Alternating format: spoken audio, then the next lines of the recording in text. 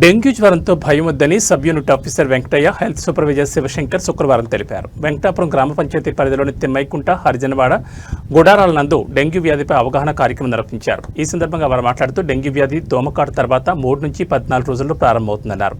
Dengue వ్యాధి అనేది దోమకాటు ద్వారా వ్యాపించే ఒక వైరల్ జ్వరంని వివరించారు. వ్యాధి లక్షణాలు తలనొప్పి, కండరాలు, కేళ్ల నొప్పులు, దద్దుర్లు, వికారం అంటూ ఉంటాయన్నారు.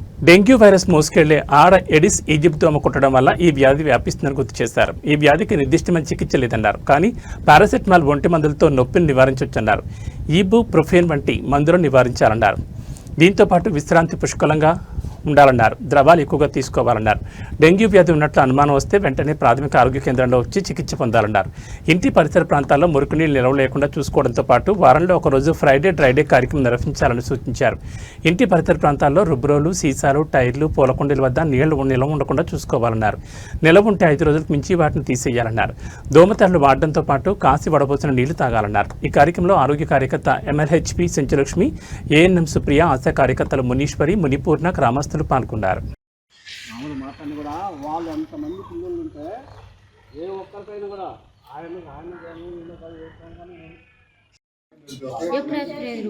నిన్న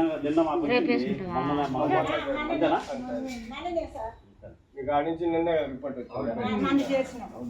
3 రోజులు అయింది. ఇబ్బంది కాకుండా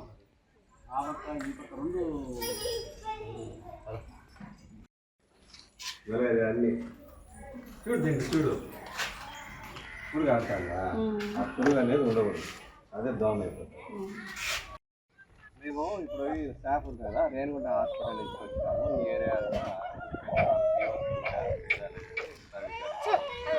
మెయిన్ ఏంటంటే కన్నా చూసుకోవాలి. ఏమంటే దోమలు గుడ్లు పెట్టాయి, అవి కొద్దిగా మళ్ళీ నల్లగా పురుగులు ఉంటాయి కదా, అవి దోమ లార్వాలంట. అవి పెరిగి పెద్ద అంటే దోమ అవుతుంది. దోమ మనం పుట్టినప్పుడు ఎవరికన్నా మలేరియా, డెంగ్యూ, చికెన్ గున్నా ఈ కేసు ఇవి ఉన్నాయనుకోండి, ఒకరి నుంచి ఇంకొకరికి దోమ వ్యాప్తి చెందుతారు. అందువల్ల ఎప్పుడు నీళ్ళు నిల్వ ఉండకుండా చూడాలి. వారం రోజుల కన్నా ఎక్కువ, వారానికి ఒక రోజు అంటే ప్రతి శుక్రవారము డ్రైడే ఫ్రైడే అంటే ఉండే నీటిని పడేసేసి వాటిని ఆరబెట్టి మళ్ళీ పెట్టుకోవాలి. దానివల్ల ఏమంటే దోమ పెరగదు. సరేనా? ఏదన్నా జ్వరము ఇలాంటివి వస్తే మీరు ప్రైవేట్ మెడికల్ షాప్కి పోయి మామూలుగా మాత్రలు తెచ్చుకొని తింటారు. ఆ విధంగా చేయకూడదు.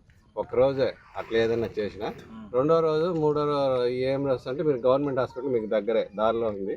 ఆ హాస్పిటల్కి వచ్చేసి మీరు వస్తే అక్కడ రక్త పరీక్షలు అన్ని అవసరాన్ని బట్టి మీకు రక్త పరీక్షలు చేస్తారు, తగిన ట్రీట్మెంట్ వస్తారు.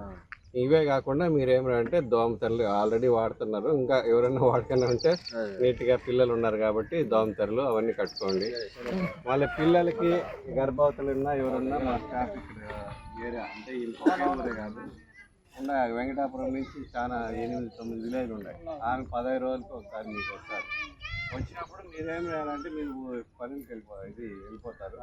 ఆడవాళ్ళు ఉంటారు కాబట్టి వాళ్ళకి చెప్పి వాళ్ళ ఫోన్ నెంబరు ఎవరో మీ పెద్ద ఉంటారు కదా, ఒకటి తీసుకోండి. గర్భవతులు అవి ఏమైనా ఉంటే వాళ్ళకి ఫోన్ చేయండి.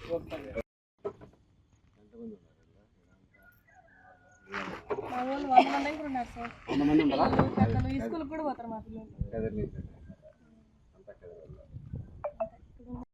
పారేసిన ఖాళీ కొబ్బరి బొండాల్లోనూ, రుబ్బు రోలల్లోనూ ఇంటి పైకప్పు మరియు సన్షెడ్లపై నీరు నిల్వ లేకుండా దోమలు వృద్ధి చెందకుండా తగు జాగ్రత్తలు పాటించండి.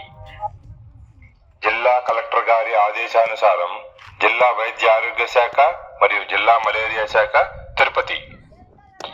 మలేరియా, డెంగ్యూ, చికెన్ గున్యా వ్యాధులకు కారణం దోమ.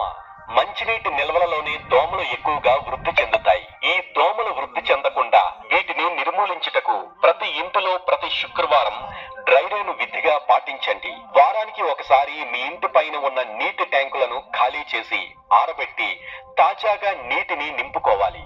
మీ ఇంటి పైనున్న సెప్టిక్ ట్యాంక్ గొట్టానికి మెష్ను అమర్చండి. మీ ఇంటి ఆవరణలో వాడుక నీరు యొక్క కుండీలపై ఎల్లప్పుడూ మూతలు ఉంచండి. నిల్వ ఉన్న నీటిని ఎప్పటికప్పుడు ఖాళీ చేయండి. మీ ఇంటిలో గల మొక్కల కుండీల క్రింద, ఫ్లవర్ వాజుల్లోనూ, ఫ్రిడ్జ్ వెనుక గల ట్రే బాక్సుల్లోనూ, పాత టైర్లలోనూ, వాడి పారేసిన ఖాళీ కొబ్బరి బొండాల్లోనూ, రుబ్బు రోలల్లోనూ ఇంటి పైకప్పు మరియు సన్షెడ్లపై నీరు నిల్వ లేకుండా దోమలు వృద్ధి చెందకుండా తగు జాగ్రత్తలు పాటించండి.